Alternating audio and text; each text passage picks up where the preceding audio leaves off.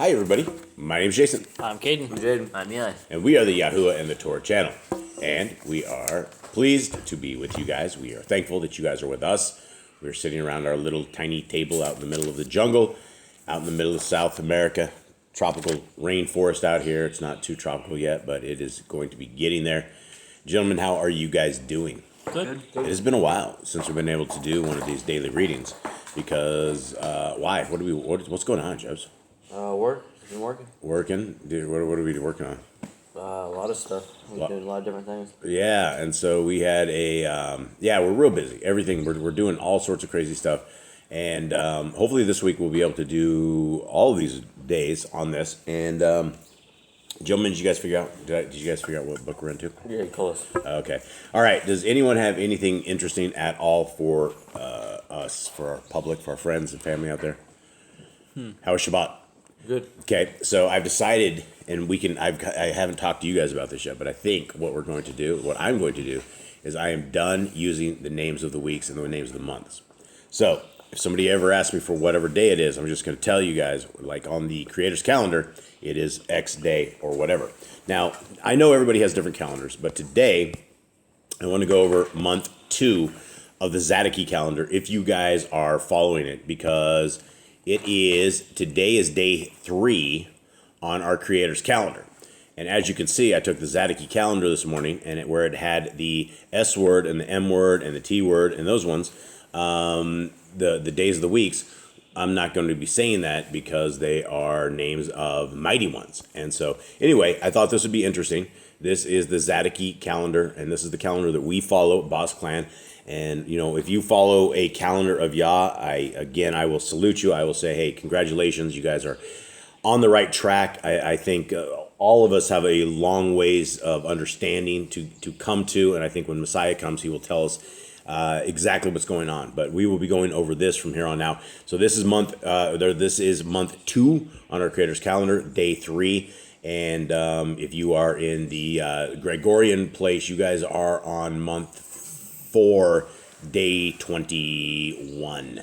Okay, and so before we go into this, guys, I want to take you guys into Yah Scriptures. This is what we believe is the greatest English translations that has ever been distributed before.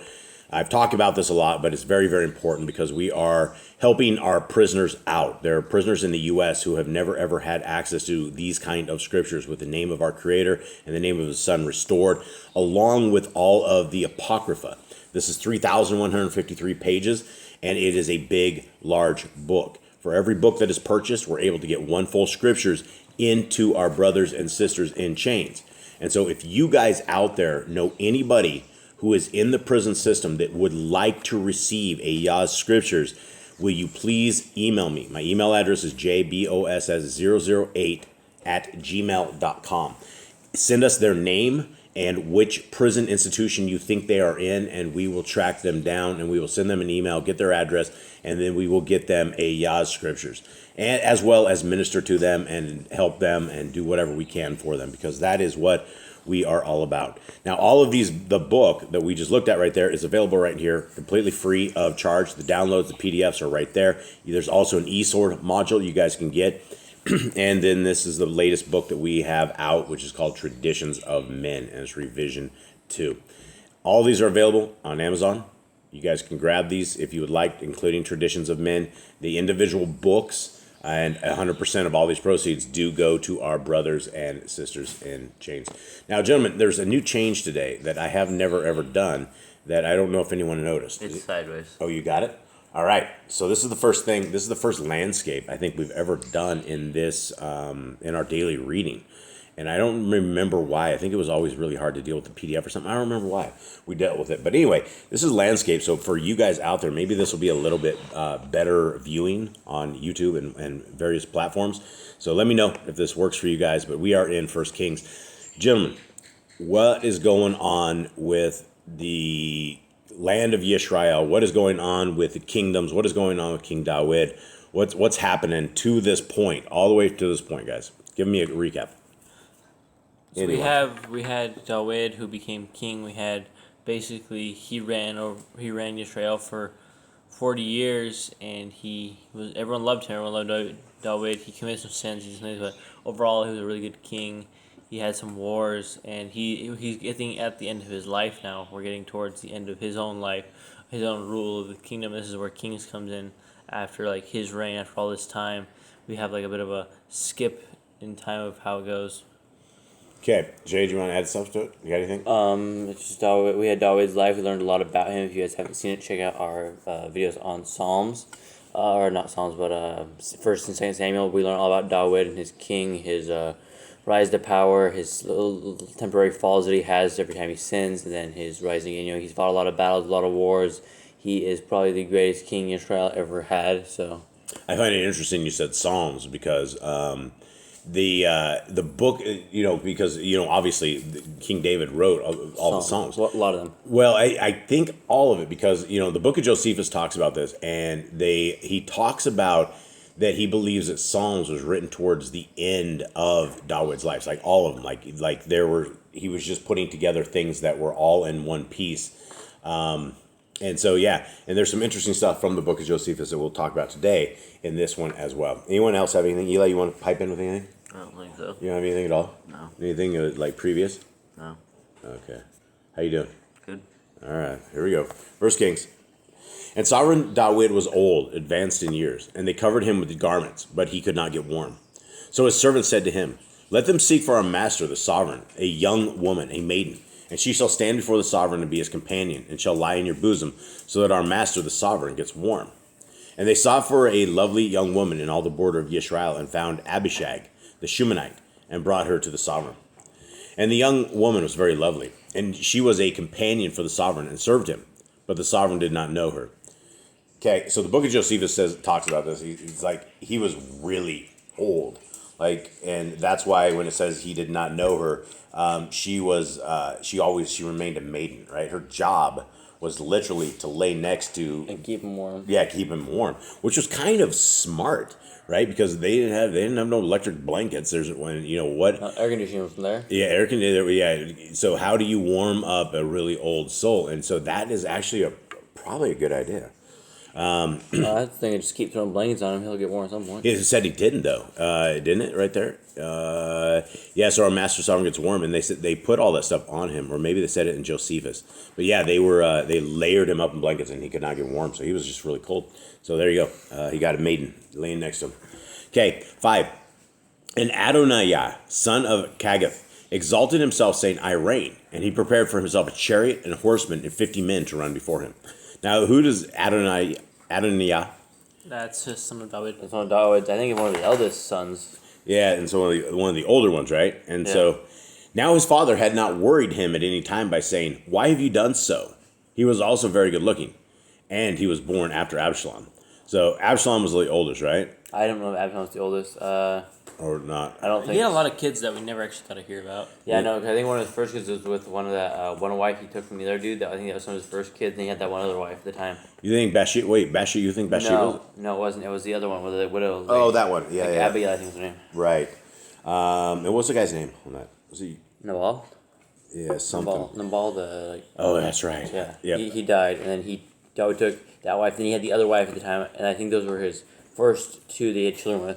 Yeah, so here's there's some flaws with David. One of them right here is parenting, right? It says right here clearly, his father had not worried him at any time by saying, "Why have you done so?" And so any good parent is going to look at the actions of their kid and go, "What's up? Are you what's really going on?" Right? And so it sounds, and we've seen this before. David is a really bummer of a parent.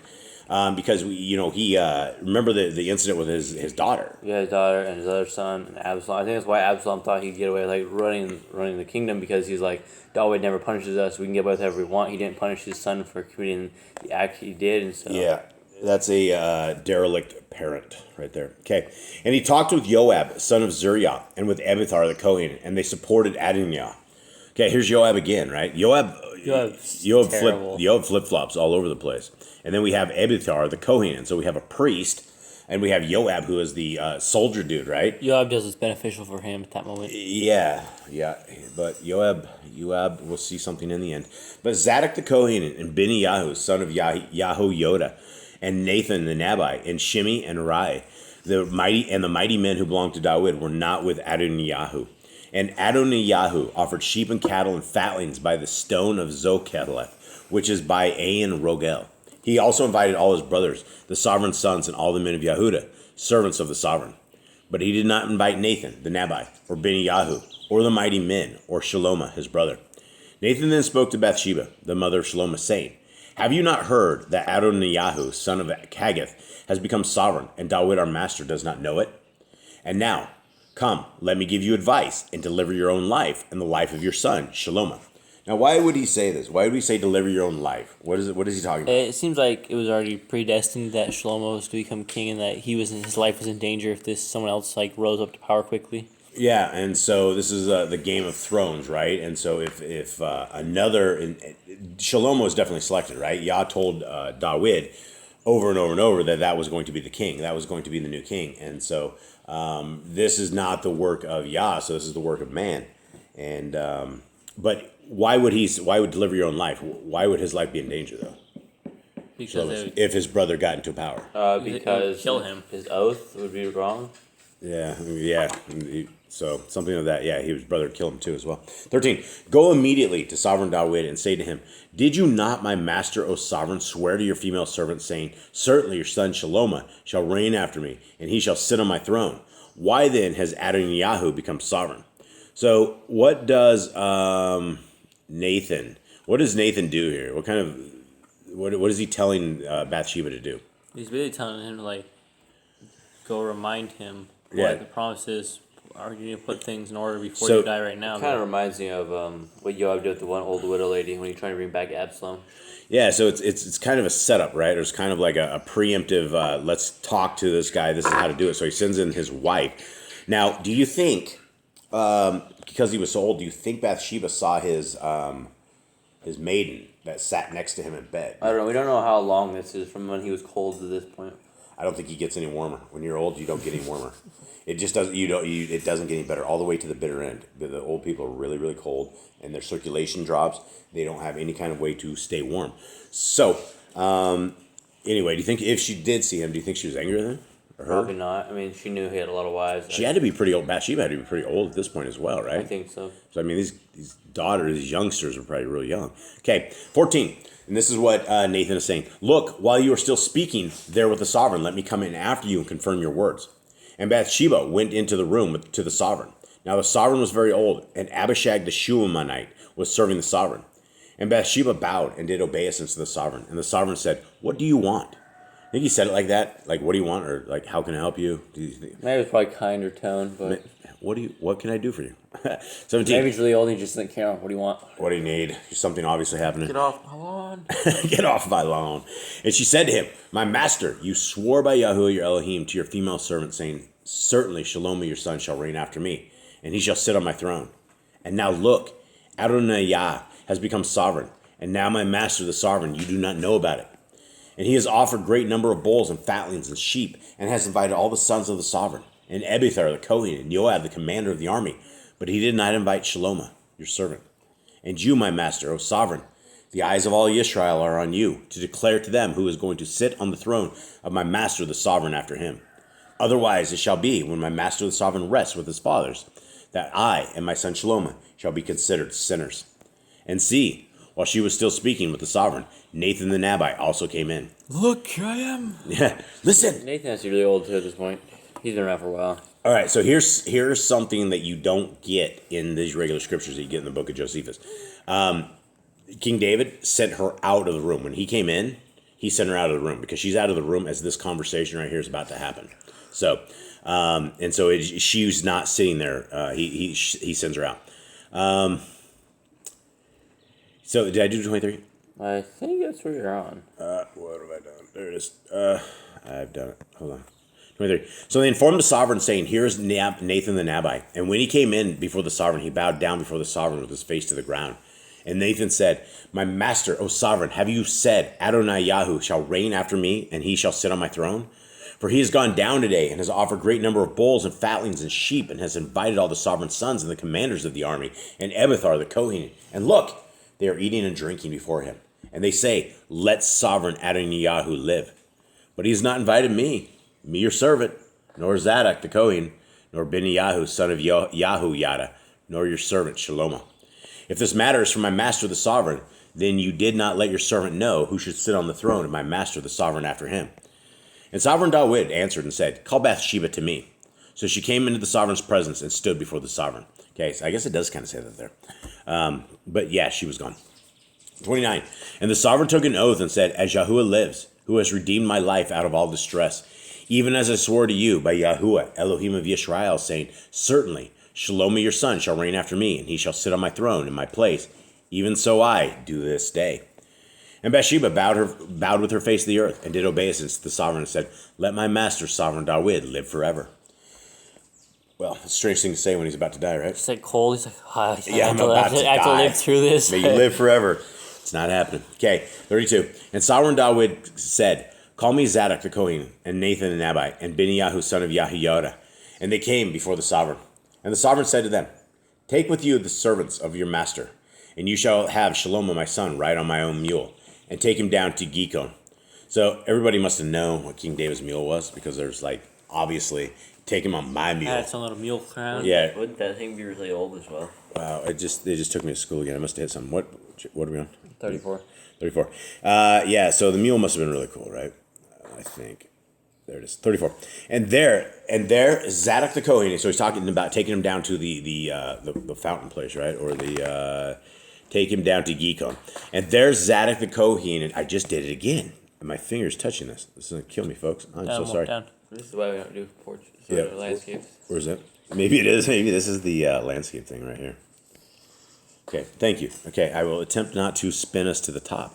Okay, so he's taken them to Gikon, and there Zadok the Kohen and Nathan the Nabai shall anoint him sovereign over Israel, and blow the horn, and say, let sovereign Shalomo live. And you shall come up after him, and he shall come and sit on my throne, and he shall reign in my place, for I have appointed him to be ruler over Israel and over Yehudah. And Benaiah, son of Yahiyoda, answered the sovereign and said, amen. So says Yahuwah Elohim of my master, the sovereign. As Yahuwah has been with my master, the sovereign, so let him be with Shalomo, and make his throne greater than the throne of my master, sovereign David. Then Zadok the Kohen and Nathan the Nabai and Benaiah, son of Yahiyoda, and the Kerethites and the Pelethites went down and had Shalomo ride on sovereign David's mule, and took him to Gikon. Now, I don't think this was just like a couple of dudes. Like, it sounds like, Zadok, your Kohen, you got Nathan the Nabai, you got Benaiah. Oh, yeah, clans of people. Yeah, and then you have the Kerethites and you have the Pelethites. So I think if you only had like 4 people doing this, it wouldn't like really matter. Nobody's really going to hear this. But if you have a whole crowd of people going and doing this, I think it's going to make a difference. All right, 39. And Zadok the Kohen took a horn of oil from the tent and anointed Shalomo. And they blew the horn, and all the people said, let sovereign Shalomo live. And all the people came up after him, and the people played the flutes and rejoiced with great joy, so that the earth was split by their noise. And Adonijah and all the guests who were with him heard it as they had finished eating. And Joab heard the sound of the horn and said, why is the city in such a noisy uproar? And he was still speaking. Then see, Jehonathan came, son of Ebithar, the Kohen, and Adonijah said to him, come in, for you are a brave man, and you bring good news. But Jehonathan answered and said to Adonijah, no, our master sovereign David has made Shalomo sovereign. And the sovereign has sent with him Zadok the Kohen and Nathan the Nabai and Benaiah, son of Yahiyoda, and the Kerethites and the Pelethites, and they let him ride on the sovereign's mule. And Zadok the Kohen and Nathan the Nabai have anointed him sovereign at Gikon, and they have gone up from there rejoicing, and the city is moved. This noise you heard. And further, Shalomo sits on the throne of the reign. And further, the servants of the sovereign have gone to Barak, our master sovereign David, saying, let your Elohim make the name of Shalomo better than your name, and his throne greater than your throne. And the sovereign bowed himself on the bed. And the sovereign also said thus, Baruch be Yahuwah Elohim of Yisrael, who is given to sit on my throne this day, while my eyes see it. And all the guests who were invited by Adonijah were afraid, and rose, and each one went his way. And Adonijah was afraid of Shalomo, and rose, and went and took hold of the horns of the altar.